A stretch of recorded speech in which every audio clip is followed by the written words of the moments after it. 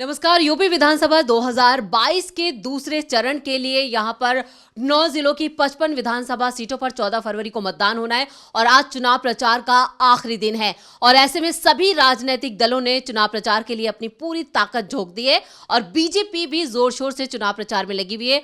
और इस वक्त मैं रामपुर में हूं, रामपुर खास शहर, और यहां से बीजेपी के उम्मीदवार हैं आकाश सक्सेना।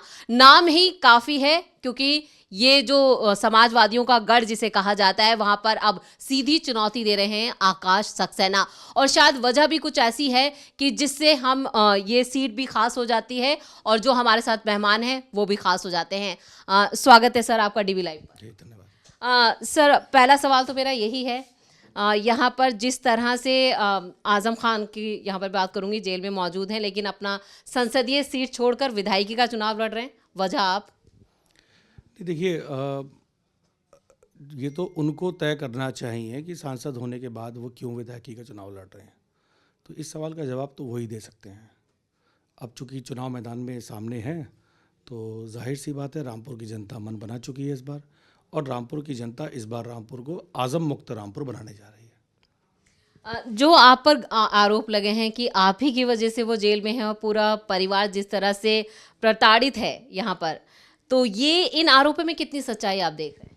नहीं, आजम आज न्यायपालिका की वजह से अंदर है, और क्योंकि जितने भी दो मुकदमे हैं सारे पेपर एविडेंस के आधार पर हैं, और न्यायपालिका ने जब सज़ा दे रखी है तो उसी के आधार पे बंद है। कोई मैं कौन होता हूँ कोई किसी को बंद करवाने वाला। लेकिन सक्सेना साहब, यहाँ पर लड़ाई आपके और आजम के बीच में या फिर कांग्रेस भी? देखिए, मैं तो उनको लड़ाई से बहुत दूर मान रहा हूँ। हमारी लड़ाई तो कांग्रेस की है, और कांग्रेस और समाजवादी पार्टी दूसरे और तीसरे नंबर की लड़ाई लड़ रहे हैं। भारतीय जनता पार्टी तो बहुत आगे जा चुकी है और यहाँ पर ऐतिहासिक फैसला जत्था करने वाली है। तो यहाँ पर उम्मीदवार बड़ा रहेगा या मुद्दे? नहीं, यहाँ हाँ हमेशा से मुद्दे ही बड़े रहे हैं और मुद्दे ही हमेशा बड़े रहेंगे। यहाँ का प्रमुख मुद्दा रहा है कि रामपुर एक ज़माने में उद्योगों के मामले में कानपुर के बाद रामपुर का नंबर आता था।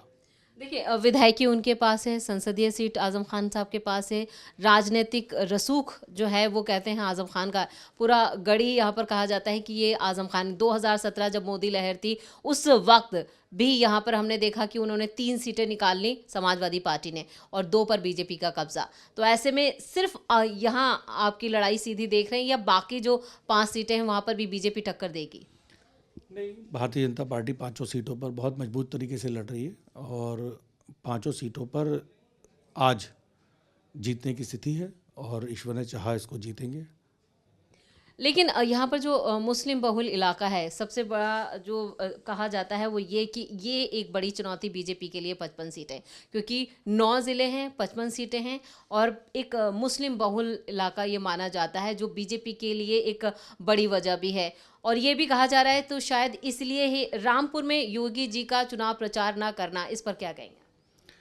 नहीं, देखिए, आज जो ये मुस्लिम सीट आप बोल रहे हैं, यहाँ सबसे ज़्यादा जो समर्थन है वो मुस्लिम भाइयों का ही है, और ये एक मिसाल साबित होगा आने वाले समय में कि यहाँ हिंदू, मुस्लिम, सिख, ईसाई सब मिलकर भारतीय जनता पार्टी को चुनने जा रहे हैं। लेकिन बीजेपी जो 80-20 का नारा दे रही है, खुद सीएम साहब अगर ये बोल रहे हैं यहाँ पे 80-20 का मुकाबला है, तो इसको लेकर क्या कहेंगे?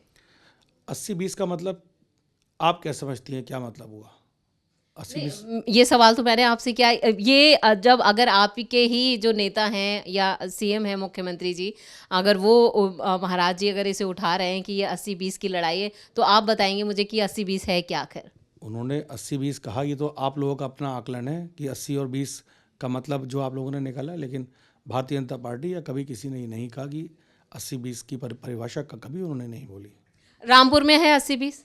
मैं तो कह रहा हूँ 80-20 की बात यहाँ है ही नहीं, क्योंकि 80-20 तो कोई चीज़ ही नहीं है। यहाँ तो 100% है और 100% भारतीय जनता पार्टी के साथ है। लेकिन हमने जैसे यहाँ रामपुर में मैंने कई जगह और भी लोगों का रुझान जाना, तो आप क्या कहेंगे, क्या किस तरह से आप अपने लोगों के बीच में अपने आप को रख रही है बीजेपी यहाँ पर? हमारा प्रमुख मुद्दा उद्योगों को लेकर है कि रामपुर जनपद में दोबारा इसको उद्योग नगरी बनाएंगे। रामपुर अब आगे से आजम के नाम के रामपुर से नहीं जाना जाएगा। यहाँ उद्योग लगाकर और दोबारा से यहाँ उद्योग नगरी के नाम से जाना जाएगा, ऐसा भारतीय जनता पार्टी का संकल्प है। बेरोजगारी और जो महंगाई है उसको लेकर क्या कहेंगे? जब उद्योग होंगे तो बेरोजगारी अपने आप यहाँ से ख़त्म होगी और पिछले 5 साल में बहुत तेज़ी में बेरोज़गारी कम भी हुई है भारतीय जनता पार्टी की सरकार में, और आगे भी इतनी ही तेज़ी से बेरोज़गारी कम होगी। तो यहाँ पे आप अपने लिए चुनौतियां नहीं देख रहे रामपुर में? बिल्कुल नहीं, कोई चुनौती नहीं है। आज जनता हमारे साथ है और भारतीय जनता पार्टी को जिताने जा रही है। चलिए, इस तमाम बातचीत के लिए आपका बहुत बहुत धन्यवाद। धन्यवाद।